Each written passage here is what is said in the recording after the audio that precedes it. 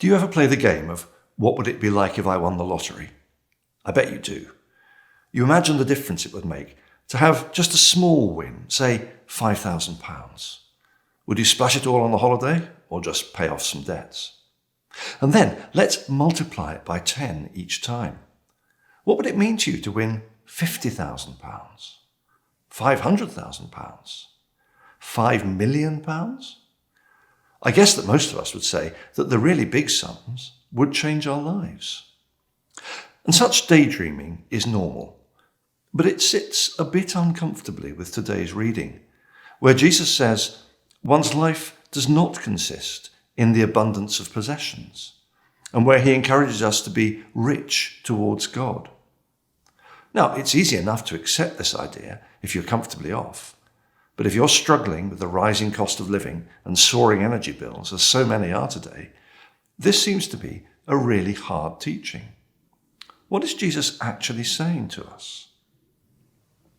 Well, I think there are a couple of key elements in the story that need to be emphasized. First, Jesus starts by saying, the land of a rich man produced abundantly. This reminds us straight away that the man's good fortune was a gift from God, who alone makes the crops grow. It reminds us that everything we have, we hold as a gift from God. Even if we've worked hard for it, the talents that allow us to earn are themselves a gift from God. So right at the start, Jesus sets a framework. Good things come from God. Let's not forget that. Second, I note the part of the story that Jesus doesn't tell. Let me put it like this. The rich man's problem is that he has too much stuff. He's got so much stuff that he has nowhere to put it. Now, I think that at this point, there is an implicit choice. He can build more storage for all his possessions, which is what he chooses to do. But there is another choice that Jesus doesn't mention. He could choose to give his surplus harvest to people who haven't got enough. Jesus is talking within the context of a Jewish society which didn't see people as individuals with no responsibility to each other, but as part of a network of support and sharing, set out in detailed laws.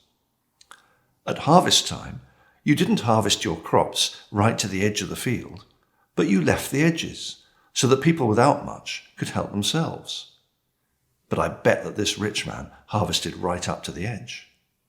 Again, it was recognized that society was unequal, but every 50 years they were told to press the reset button and share things out again. For the rich man in the story then, being rich was not in itself the problem, but he had forgotten that he held everything as a gift from God, and he had forgotten that he had responsibilities towards his neighbour, who was, as we know from the story of the Good Samaritan a couple of weeks ago, anyone who needed his help. If we're going to understand what this parable is saying to us today, there are a few more things to add into the mix. First, we have a generous God who loves to give us things. He wants us to eat well, to have nice things, to enjoy ourselves. The Bible is full of pictures of peace and abundance as the ideal that God has for us, so there's nothing wrong with enjoying that. Second, his design for us to enjoy these good things is in community with others. Isolated individualism seems to have no place in God's plans. His blessings are given to families and tribes and nations, and the virtues of hospitality and generosity are highly prized. But third, this material well-being is not the center of life. Here we come to that phrase that Jesus uses towards the end of the parable about being rich toward God. What does he mean by that? I think it's about security and identity. Now we have to ask ourselves some hard questions here and be really honest with the answers. If I feel secure in life, is that because I own my own home? I have a job that pays well. I have money in the bank. I enjoy good health. And let's be clear, many people throughout the world, particularly the Western world, who do feel secure, would answer yes to that question. Their security is rooted in their financial stability. Or do we perhaps feel secure because we're part of a family, a friendship group, or a community that will look out for us and care for us no matter what happens? Saying yes to that is a better answer than the first one, but it is still finding our security in the wrong place.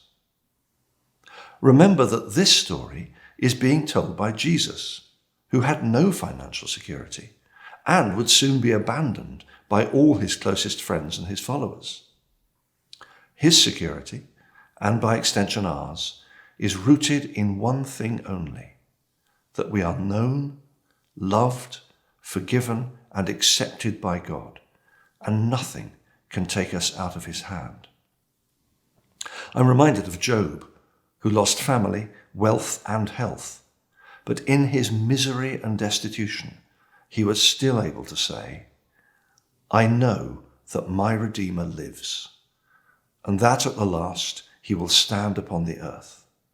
And after my skin has been thus destroyed, then in my flesh I shall see God."